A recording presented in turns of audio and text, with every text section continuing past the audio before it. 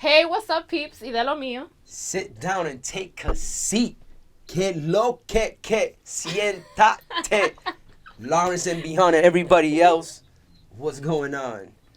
On this episode, hosting like always, your boy Majimbe, and also hosting with me, Hidai. Good. What's up? Hey, and today I have a special guest. I have Chenara Styles. Chenara. I think it's Chenara. I'm sorry, I read it in Spanish. That's a Spanish version. Spanish. I got that all my life. You know what? I'm used to it. I got it all my life. Yeah. So Chenara. how do you say it? Chenara. Chenara. Okay. Chenara Styles. So Chenara Styles, Yeah. yes. So Yeah. where do you? Okay, so you live in Lawrence. Obviously, you're Yes. amongst like. So by the way, this is a super special interview for me. Yeah, go ahead. But Do your thing. anyways, You already getting emotional. I get emotional. She's already getting emotional. Do your thing. no, but where are you from? Like your ethnicity? I know there's a lot of Cambodians in Lawrence, but I think people tend to sometimes forget like where exactly you come from. Yeah, because everybody like thinks I'm Dominican, right? Yes, no, definitely influenced by Dominicans. I feel like, for sure. So my mother is Cambodian and my dad is Vietnamese. I see. So half and half. That's a little contradiction because if don't the Cambodians Vietnamese in the past had conflict. For sure. Yeah, that's for interesting. sure. That's interesting. And actually, when my parents first got together, that was a little bit of an issue. Oh. You know what I mean? Especially like, you know how it is, like old culture, you know, immigrants, like they want you to stay within your own people. Right. You know what I mean? Darker And it's like darker skin, you know, Asians exactly. with darker And skin honestly, Asians, like and lighter skin Asians with lighter ones. Cambodians, we're kind of like on the lower scale. We're, you know, we don't have, you know, we come from like more poverty and stuff like that, and we, you know, we're actually like looked down upon mostly from like the whole Asian content like that. yeah. We're like the poorest, you know what I mean? But when my mother and father got together, my grandfather really didn't approve of it. He actually, you know how when you say things in like Spanish, like it sounds a lot more deeper? Yes. So when my mom and dad first met and they got married, my grandfather was kind of like, he said this saying, like, you're going to cry all your life. Because he's not Cambodian. Yeah. Right. Do you know what I mean? Yeah. But yeah. Yeah. You know, It's crazy. I mean, I feel like that's a little bit racist. Yeah, You know what I it mean? is. It is, but I feel like a lot of people are Yeah. racist within their own freaking, That is very Definitely. true. you know? Most definitely. Dominicans be the... Yeah, Yeah. I remember growing up. It's just different, and they're not Right. used to that. And like Dominicans and Puerto Ricans are literally like 4 miles apart, and it's like there's rivalry. yeah, a little there bit, was always you know? rivalry. There was always Yeah. rivalry growing up and stuff, and it was just like, wow, we're both Spanish, but we're Right. here being mad racist to each other. Exactly. Asian people, we're on that whole scale too. Like we all kind of feel some type of way about each other a little bit, you know. So I feel. yeah, And I don't personally, but you know, people do when they look at me because I'm a little darker. Yeah. You know. I feel. And Chenara, right? Chenara. Chenara. Yeah. I'm gonna Chen. get it, but I Chen. had Just to- say Chen. Chen. Yeah. I like Chen. You good. So Chen, I know you're a stylist, model, and photographer. Like, how do you have the energy to do all those things? Oh my lord. Vintage Loa. I was actually like, somebody DM'd me the other day, a personal friend of mine, and he was like, yo, Chen, like, I'm so proud of you. Like, you know, despite everything that you've been going through, like, you're still at it. And I'm like, honestly, this is my response was, yo, I give up at least once a day. Once or twice a day, bro. Like, there's something in my mind that's like, yo, like, I can't do this. Like, literally, you can hear it in my voice. I'm just like, yo, like, it's hard, like, with 3 kids on your own. You know what I mean? I'm still adjusting. Do you feel like that's your biggest struggle, like, as of now? Yes. Right. Yes, because everybody sees me on the go. They're like, yo, like, she got that, no problem. Like, obviously, we'll talk more about, like, my breakup later on. But, like, literally, like, handling that on my own, like, it's really hard. But, like, I have no reason to not keep going. Like, not just my kids, for myself. Yeah. Right. You know what I mean? Like, I have, like, a legacy for them. I want them to have something. I want them to believe that, like, no matter what, you can accomplish your dreams. yeah. Mm-hmm. You gotta push through it. Nobody sees you when you're struggling. Yeah. Nobody sees you. Do you think that's like the biggest misconception about you? What do you think is the biggest misconception? The biggest that people have misconception about you? about me is that I'm a young mom. So people think like, oh, like she lets her kids do whatever they want. She lets her kids wear. She lets her kids wear whatever she wants. If I was her kid, I'd be mad at her all day. Like, she's so annoying as a mom. No. But seriously, she's strict. I'm strict, and that also comes from me, you know, growing up in an Asian household. You know, like I couldn't even like stomp my feet. Like I couldn't like if I slammed the door, my mom would be like, "Yo, go back and close the door right." Yeah. You know what I mean? Yeah. And when you go into someone's household, you greet them. If somebody cooks for you, you clean their dishes. You know what I mean? That's how I raise my kids. And like no way, shape, or form, like I need to work on it personally myself, but like swearing, like somebody was like, "Oh, I thought you let your kids swear." And I was like, what makes you think that? Yeah. Like just because you see me on social media not acting a certain way, I'm just being me.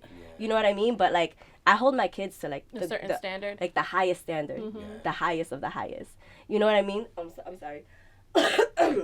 But like there was a point where there's been a few incidents, but I'm gonna tell you a few incidents. Like there was an incident where like, you know,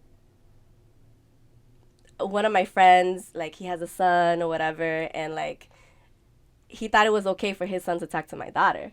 What? That's too. That's you started flipping. Yeah. No, I didn't flip, but I handled it because you know I'm doing this by myself, like as a single mom. So I have to make sure that I'm firm. That people know that just because like I'm a single mom, that people can't take advantage of. Just because you're lenient with your kid in a certain way, you gotta respect, you know, where I come from. Yeah. So I basically was like, listen, like I'm not comfortable with that. Like I know they're cool, and if it's as long as it's in front of me, I don't mind. But like on the phone, I'm not with it. Not yet. I'm not with it. Not yet. No, but this is the thing too, because my oldest daughter is 14 years old. Right. So it's like I have to learn how to balance that, and I can't be so strict to the point that she wants to hide shit from me. Because that's how I was. I wanted to hide shit from my mom. Mm-hmm. You know what I mean? Because the first time I mentioned a boy in front of my mom, I was like 11 years old. I was like, "Mom, a boy," and she was like, "A boyfriend for what?" You know what I mean? And that right away shielded me from like even telling her certain things. Yeah, that's strict parent household. Like recently, to find that balance. That's like my daughter's in high school. You know, she's gonna like education is 14, education is everything. You know, first, but like I can't ignore that she has feelings and that she's growing and she's becoming a young woman. Right. So I have to be aware of her feelings, and not to mention with the whole breakup, that I have to be even more conscious of it because she's feeling a ton of things. Yes. So many things. So how is that? And I have 3 kids that are 3 different ages, and they're all in different stages in their life. Yeah. And I have finding balance within myself and them is hard, but I just push through it. So now that you mentioned that, okay, what is that like for you? What exactly? Just going through that process of a breakup and having kids and stuff like that. I mean, has it affected them? Like, oh yeah, I think it's gonna affect them regardless. I was in a 12-year relationship. Oh my God. I'm 31 years old. I was in a 12-year relationship with the father of my 3 kids.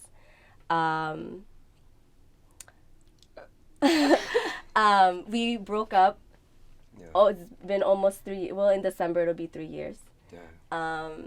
You know, like in life you don't expect shit like this to happen, you know, especially if you have 3 kids, but you know. And I feel like you're also forced to kind of grow up at a very young age. Yeah. And I think that has a lot to do with it when you have kids young. Yeah.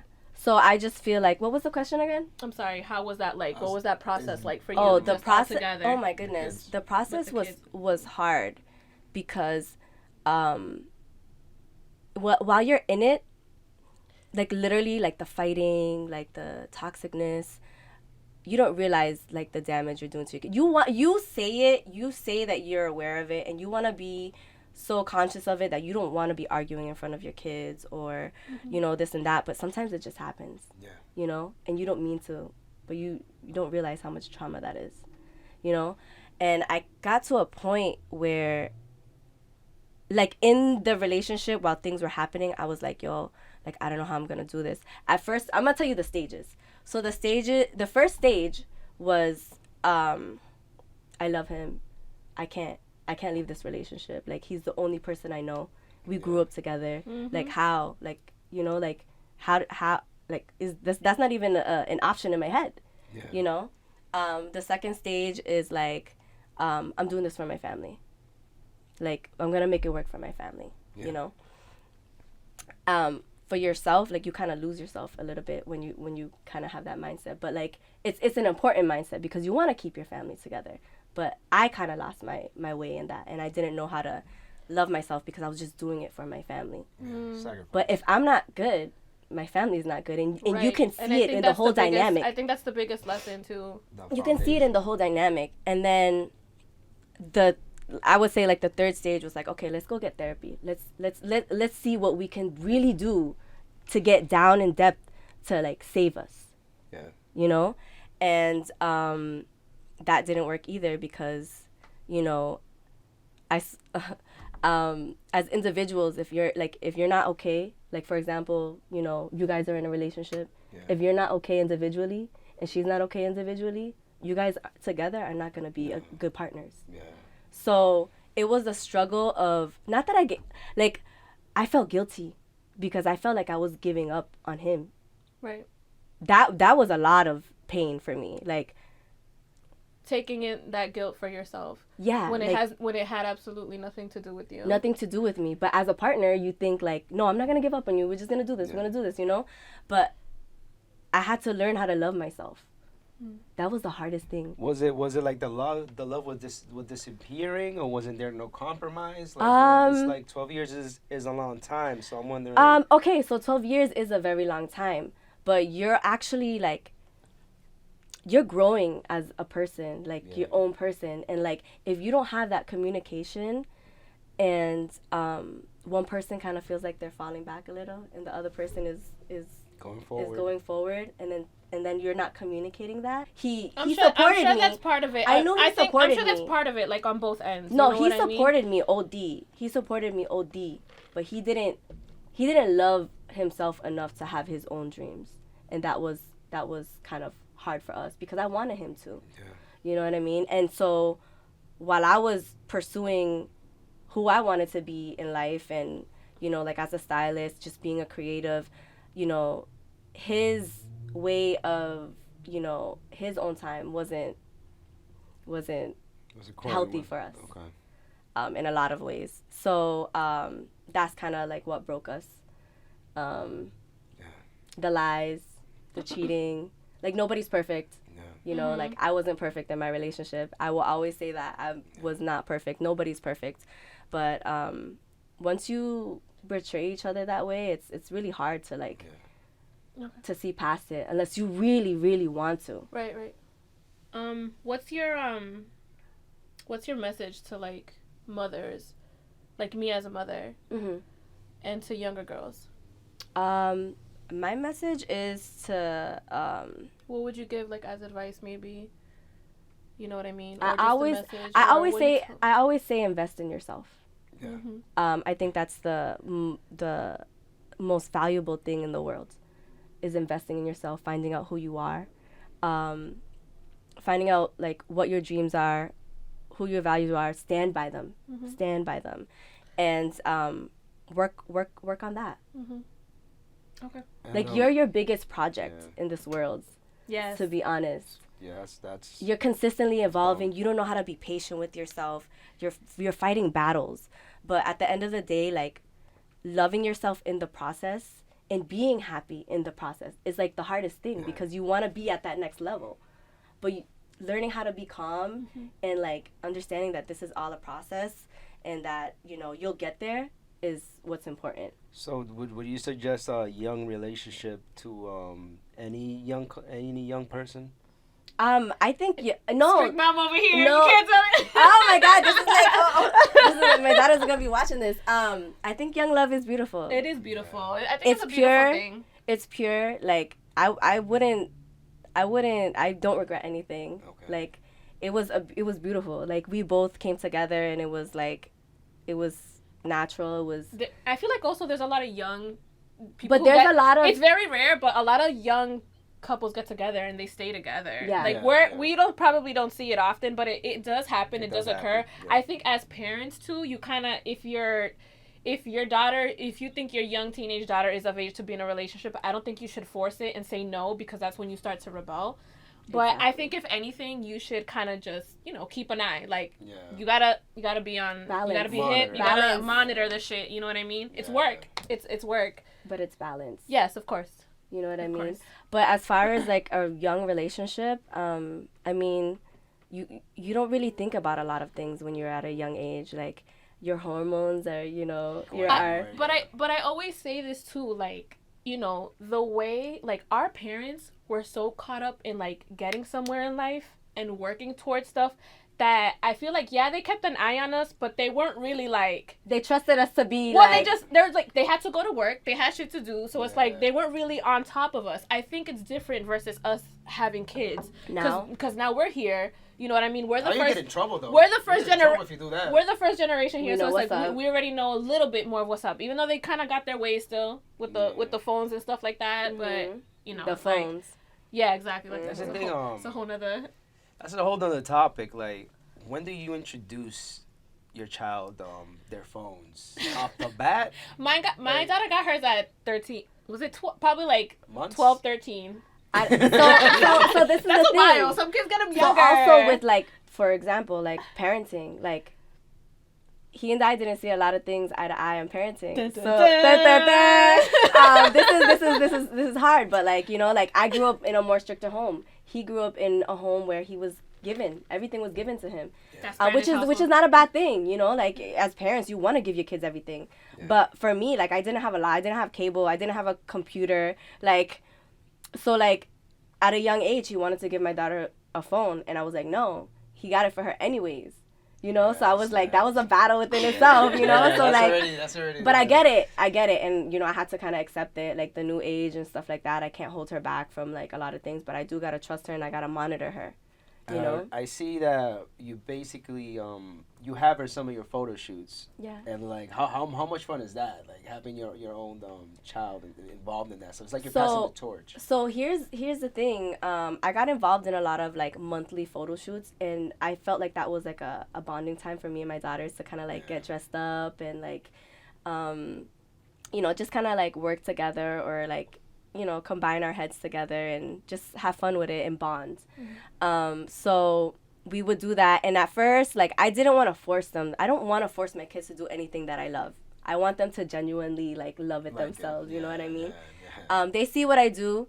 And eventually, like, it just came natural to them. Like, even now, like, when I'm, like, lazy and tired, they're like, Mom, let's just do a photo shoot. They'll do it themselves. Yo, legit. Like, my daughters are so creative. They're just so creative. Like, because and all that stuff. Because what I've been seeing, that there's a different background. There, I don't know where you're getting 3,000 outfits. Tell them how you do that. No, but yes, that's what I'm tell saying. them how That's what I'm trying to get you know. in there. There's the process of vintage voa. Okay, so like vintage voa basically just stems from me, like personally. Like VOA stands for Van, Ook, and Ara. And Van is my grandmother. Okay. And I specifically use their names because they're two opposite people. My grandfather and my grandma are two opposite people. My grandma was fucking stubborn as shit. Yeah. She was fucking like... Get kind of like you. Like me. Damn! Yeah, so she was more... Yeah. She was the strong one. My grandfather says it all the time. Like, she was a strong one. Like in Cambodia, when there were like landmines and stuff like that, like he would like freak out and get scared, and she would just be like, yeah, it's like another day in Cambodia. Yeah. You know what I mean? She was very strong, so like I named it after her. And then my grandfather was the creative one. My grandfather was more of the one, he had I felt like he had like a beautiful singing voice, but he handcrafted things with his hands. He was a barber, he was a teacher, he went to monk school. So a lot of like, he brought, like, if you ever meet him, like, you've met him, like, a lot of people say it, like, that, and when you instantly, like, feel his aura, beautiful it was soul. Peaceful. Yeah. That funeral, I was, like, that was super emotional from being a Buddhist. Yeah. And from his childhood. And I feel like for some reason, the men in my family are a lot more loving than the women in our family. The women in our family are more, like mean. Or even more tough, just more tough. Yeah. Right. You know, the men in my family, like my dad, like he's so loving. Like we still, like I'll still cuddle him, I'll still kiss him. Yeah. You know, like my grandfather, he was amazing, and he's actually the one that, like, when I got pregnant young, like he was the one that like stood by me and was like, my aunts and my mom and him were like having a discussion in the kitchen about what they're gonna do to my body. Like, you're gonna get an abortion. Like, you have no option. You know what I mean? And but like as a mother, I understand. Like, I get it. Like, holy shit. Like, your life is about to change. Yeah. Like, you don't understand this. Your life is about to change. And my aunt and my grandfather were like, you can't make her get an abortion. Like, that's her body. My grandfather was like, his words were, how are you gonna make her kill a life? Yeah. So I feel like almost in a way, like, he's not the reason, but like he helped with me being strong as a mother and believed in me that like at the end of the day, like, you gotta do what you gotta do. You can't just make her kill a life. And that's what the elder we're talking about. Right. You know what I mean? Yeah, exactly. You gotta respect. Exactly. So anyways, for him, like, that he was more on the creative side. Okay. So that's what, Vintage VOA. And then ARA is like the end of my name, so I was like, that's just me. I just put that together, so I put Vintage VOA. So how do you put it all together, Vintage VOA? Like, how's that process like, now that you've explained, like, what? The process of it is basically, like, I work with what I have. Mm-hmm. Okay.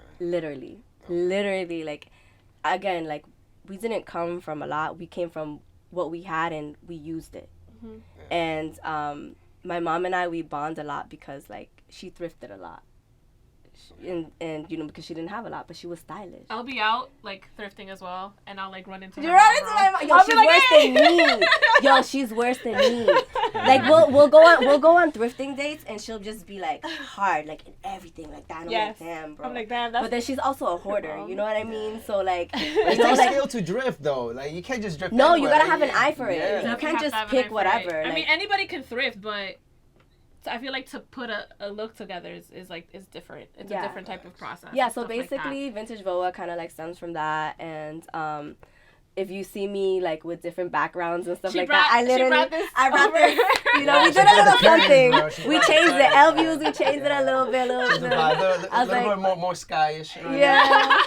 So you guys can feel this heavenly glow, this heavenly aura that we're bringing to you guys right now. But yeah, everything is about aesthetics. And I've seen you work with, let's say, models that have been out there for a while. You know, shout outs to Rose Wolf. People that are baby trying. Baby girl, Rose Wolf. And even other artists like Bia, like, I see you working with them. You know what I'm saying? And those are people from Lawrence. Those are people from our community. I know, and that's dope that you're just so involved in that. And when you're dealing with a client, how do you approach them and what they want? Do they even say what they want? They come to you like, Chenara, fuck me up. A lot of people trust me with the vision, honestly. But like, again, I have to pay attention to them as individuals because some people are not as confident. Some people are okay with me just being like, cause I'm okay with being like showing things, showing my body. Like, but it's come a long way for me to like respect my body and understand like what looks good and like what fits well, what I like, what I want to show. Yeah. At the end of the day, like, I have daughters, so like, do I want to show that much? I'm always constantly thinking about shit like this. But again, with clients, like, I have to worry about stuff like that for sure. So I kind of speak to them on a personal level and see where they're comfortable with and show them certain angles. Like, I'm very involved. I'm so involved. You don't run out of poses. I don't understand. You don't run out of poses. I was just. But you know what? That comes with working with other people, other photographers. Yeah, teaching you how to pose and shit like that. I remember working with Allie. Mm-hmm. She taught me a lot. Like, she probably don't even know it, but like, she like literally was like, just go, just dance, just do this, and I was like, what? Like, what?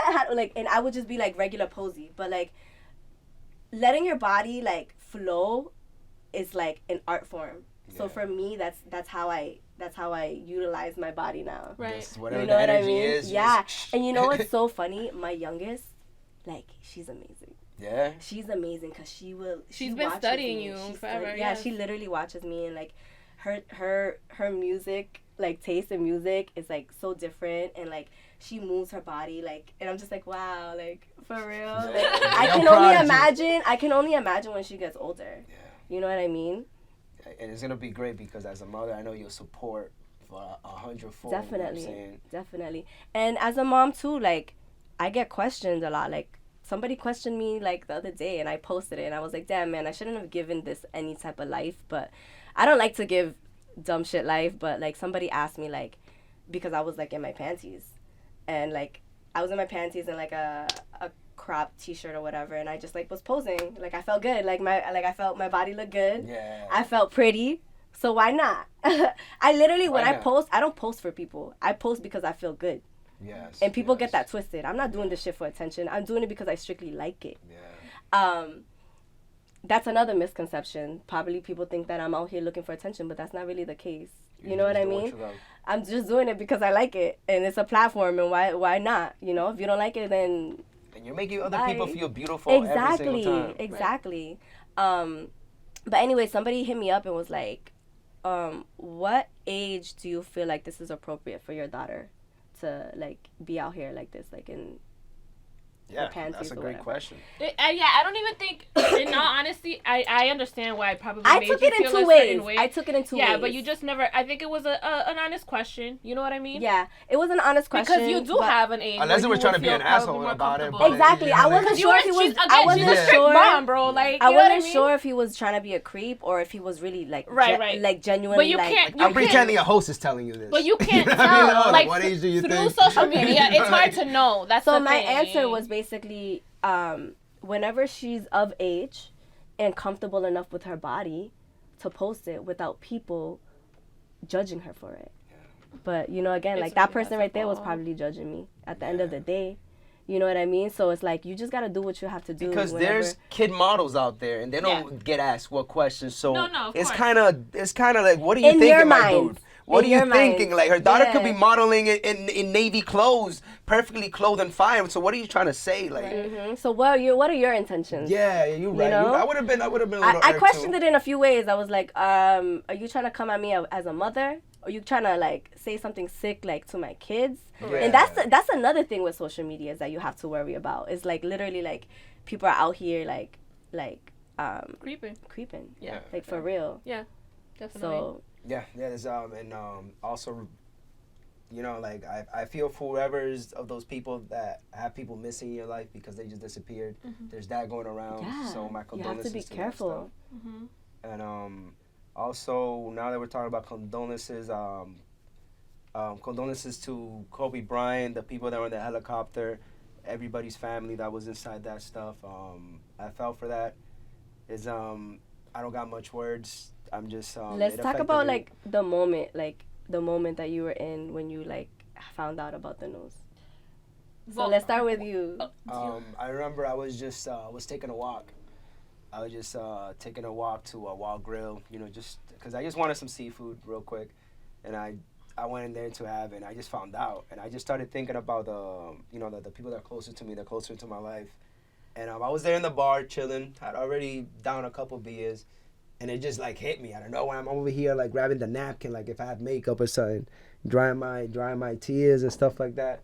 Just because I don't know, I just started really thinking about it. Like I can't say I'm an empath when it comes to celebrities and, you know, their things that happen. I've never been that person. You like know, having empathy? For like a celebrity I never met. Same. You know what I'm saying? I never thought I was that person, but, you know, like now I'm sorry that other people have felt this way and I wasn't feeling for it, because this one affected me. I felt genuinely sad, and I still do.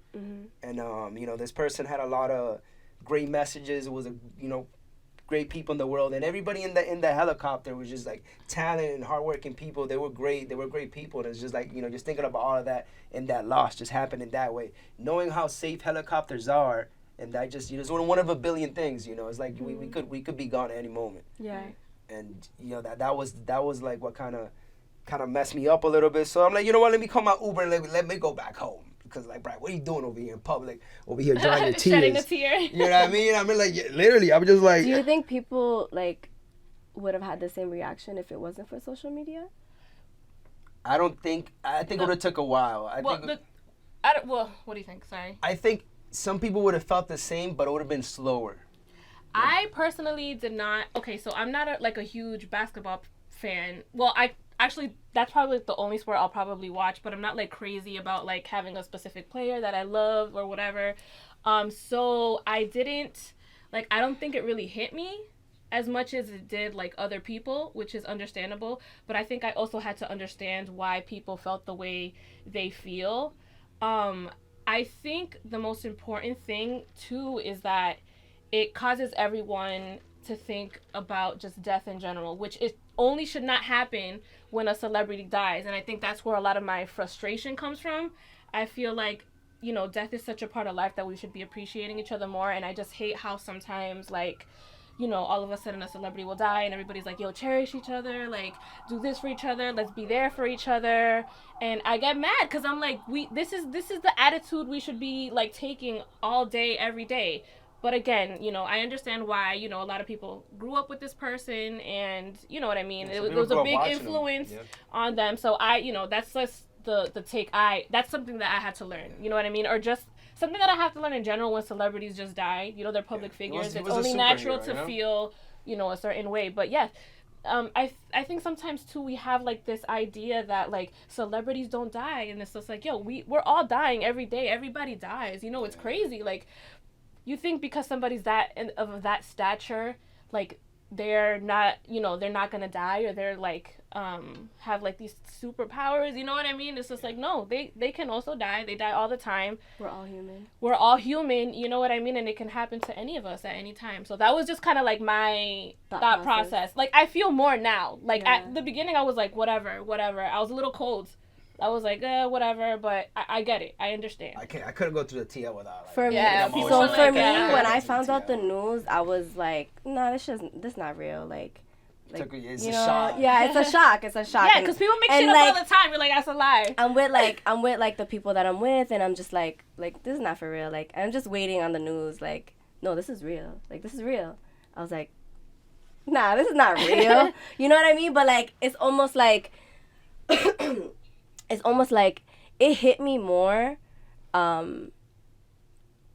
when I heard about the daughter. Like, as a parent, it hit me. Yeah, but before you continue, mind you, I didn't even know the daughter died till like hours later. I just thought it was Kobe, and I was just like, fuck, and I was like, fuck, why? Yeah, especially when children are involved, it's always exactly. Multiple children. You're right, not just Kobe's daughter. It's more heartbreaking. But again, like, when I found out about it, I was in disbelief, and I was really sad, actually. I was like, no, I can't believe it. Like, again, I spoke about it on social media, and I posted pictures because, you know, they were like a young couple, and I thought they were like beautiful together, even though like what I know about Kobe is like certain things, like whatever, it's whatever, that's irrelevant. But like, I have memories of like literally people being his fans, and like like me hustling at a young age, like braiding hair, you know what I mean? And people are like, yo, can you put the number 8 like in my hair or whatever? And I'm not even too like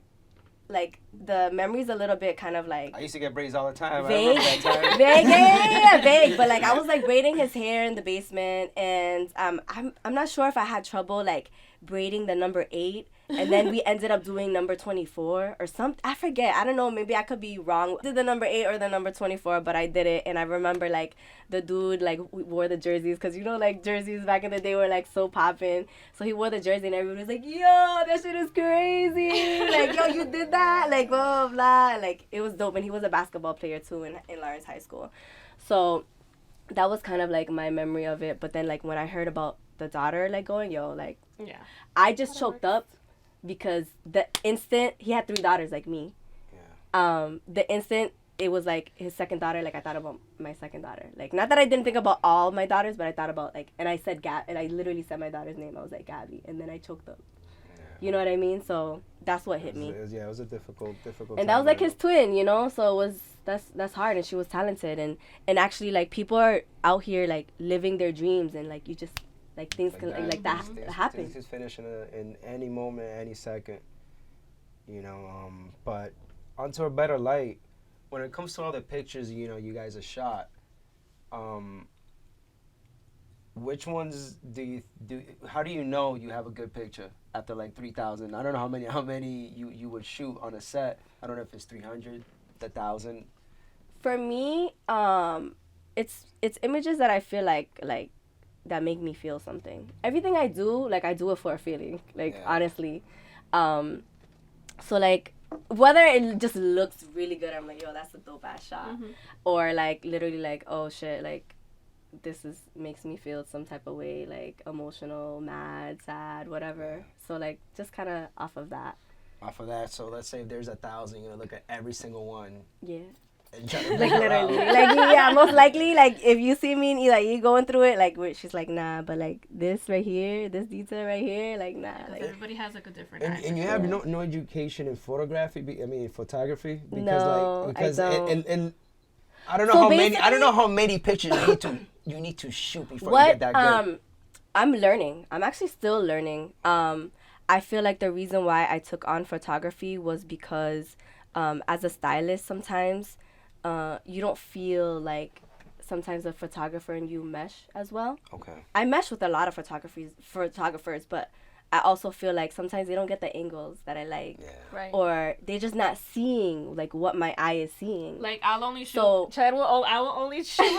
the most part. Chen is the only person that shoots me because she knows my angles. Yeah. Like, and even though and sometimes like as vocal as I am during a set, it still won't be what I want. So like literally like I have to do it myself. So that's kind of the reason why I took on photography. And I don't know if I'm sure you noticed, but like how I edit and stuff like that, it's all in like my aesthetics, like that vintage vibe. I just don't understand how you can make it like an iPhone, like I don't know, like sometimes I'm like, how did she even put the phone that way? I'm like, whatever. Or like, how did she put the camera I know my that way? angles. First of all, I know my angles. Like let's not get it twisted. We all out here like working with our angles. You know what I mean? Yeah. Making that booty look a little bigger by like, like there's like a certain angle where you make your booty look better. You put half of it on top of the sink. So like you kind of angle it like this. And you're like, word. Yeah, like, word. You know, it's like a little poke. Little poke. I don't know if you notice fitness girls, but like fitness girls will like literally like just pop that hip out. Yeah. And it's like that leg is fully out, extended. Yeah. And I'm and like, men don't even know what's going on. It's like, yep. No, y'all don't know so about you know, that. it's certain angles. Y'all know about that. It's certain angles. So it's like you gotta get the right angles. That's all. Okay. All right. One thing I wanted to ask Chenara: what makes a good friend in general? Okay. So when I think about friendship, I think about our friendship. Okay. I think about like I have like 3 significant people besides like my family. So I think about you, I think about Diara, and I think about Lizzie, my childhood best friend. So what makes a good friendship?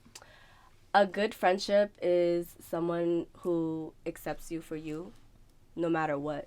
Like no matter what. I'm getting emotional. Someone who's loyal, who's honest with you, who's not really scared to like hurt your feelings. Like honestly, this is I keep on saying honestly, but like that's a deal breaker for some. The honesty.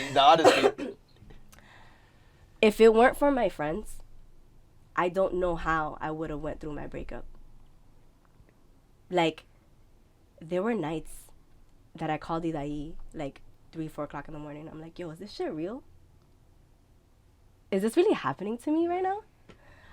And she's like, don't worry, you're gonna be good. You know what I mean? I feel like Hidai seen me go through a lot. Hidai seen me like we're good, we're bad. She just let me go through the process. Yeah. Without judgment, without being like, yo, you should have left his ass. You should have blah, blah, blah, like you're dumb. Perfect. People blah, make blah, mistakes, like, you know, she let me know what's up. But she's like, you know what? When you're ready, you're ready. And she let me be me. Like, and it's not just because of the breakup, but in general, she just lets me be me and she accepts me. Even when I'm wrong, bro, yo, she be riding with me, yo. It's called conditional love. We crave that. Yo, man. she be riding with me. She be like, I bet. You want to fight? Let's go. Conditional love, man. But I think it's also when it comes to friendships, people have to learn to give each other space. Yeah, and I think that's what makes. I've known Chen for how many years now? 16? Very long time. 16 years or something like that. We've been friends like that long. You know what I mean? But again, I think it's also like giving each other space. If you don't want to talk to me, that's fine. Yeah. You don't got to talk to me.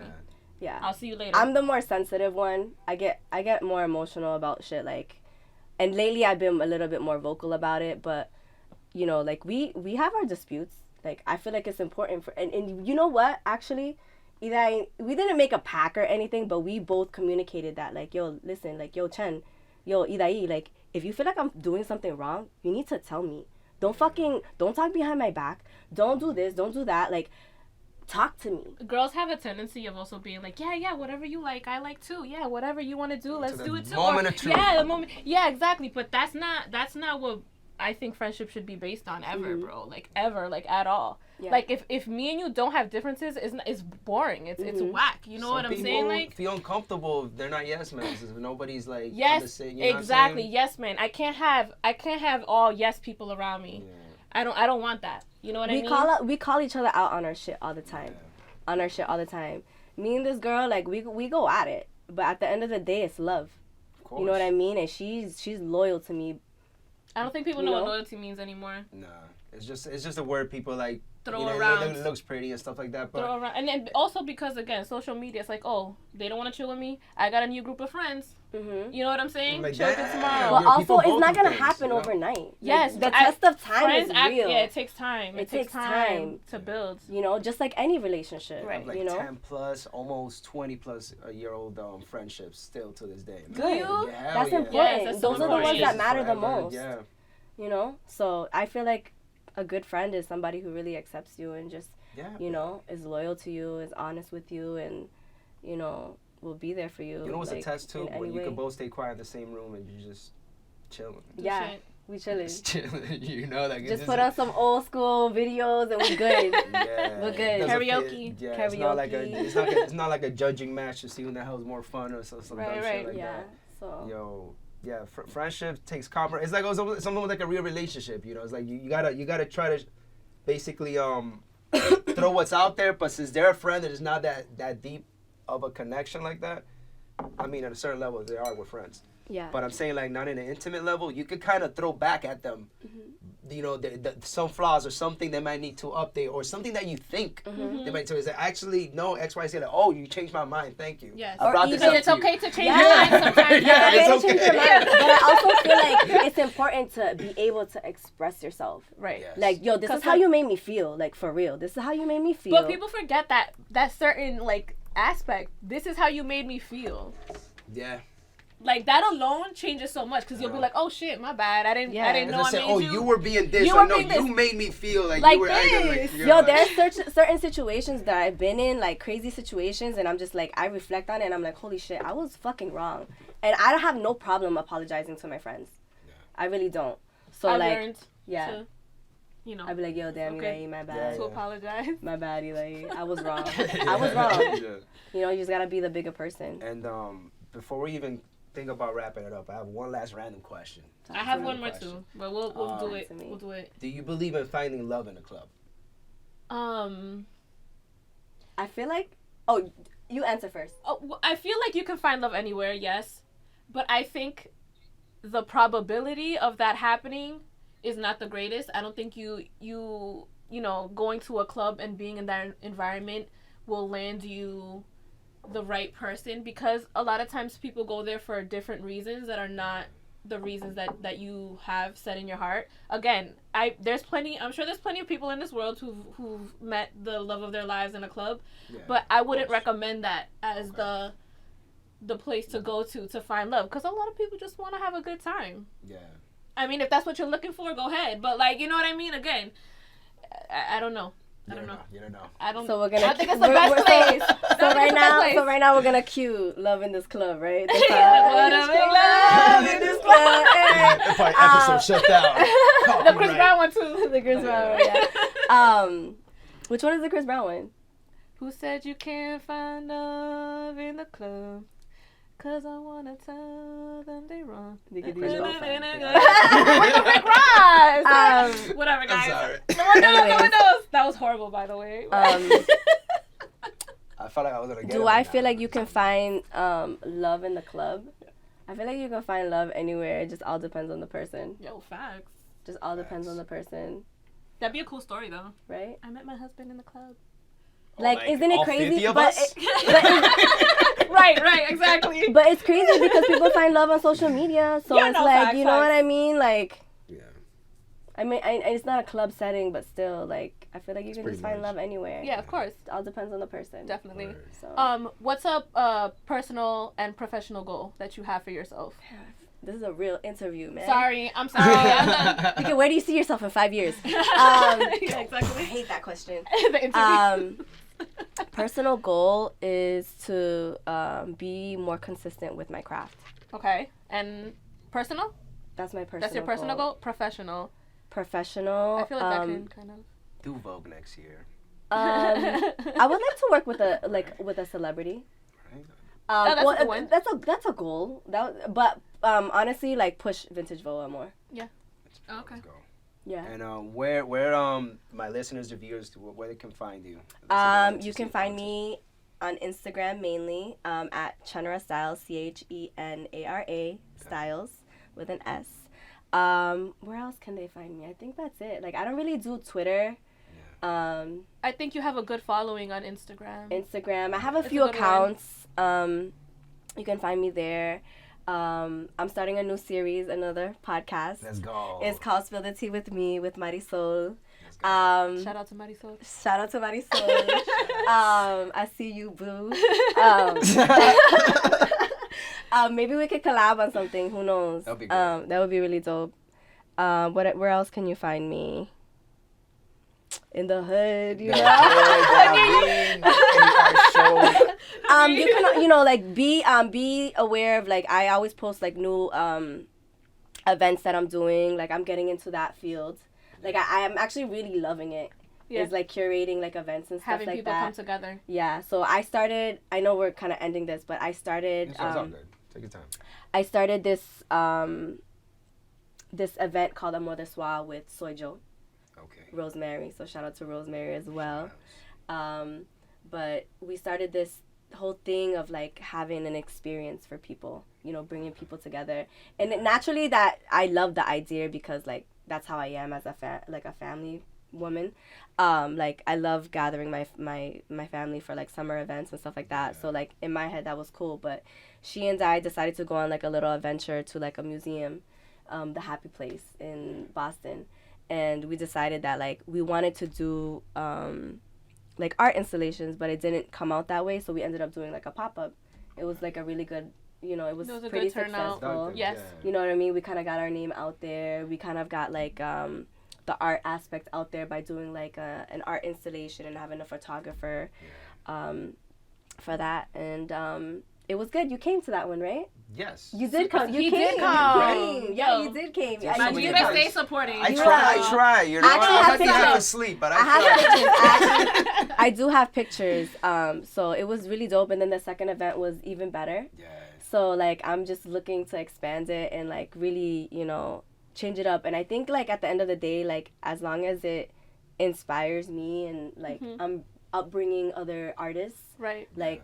That's all inspiration. That's positive. the main. Yes. That's the main priority in it all. Thanks to both of you, by the way. Thank you for everything. Thank you for your time. You're welcome. I'm actually really proud of Hidai. Let me just put it out there. Oh my God! I'm really proud of Hidai because like she has a voice. Like no, listen. Like she has a voice and like. Oh my God. This is why we're friends. No. This is why we're friends because she continuously like, she makes me think about life differently, like all my friends do. You know what I mean? They all have different perspectives and everything, and I'm actually really proud of her, like that you guys are working together. Of course. She's and like I value the people that Hidai brings into my life. So for her to be working with you is important to me because that means she sees something special in you. I appreciate it. No.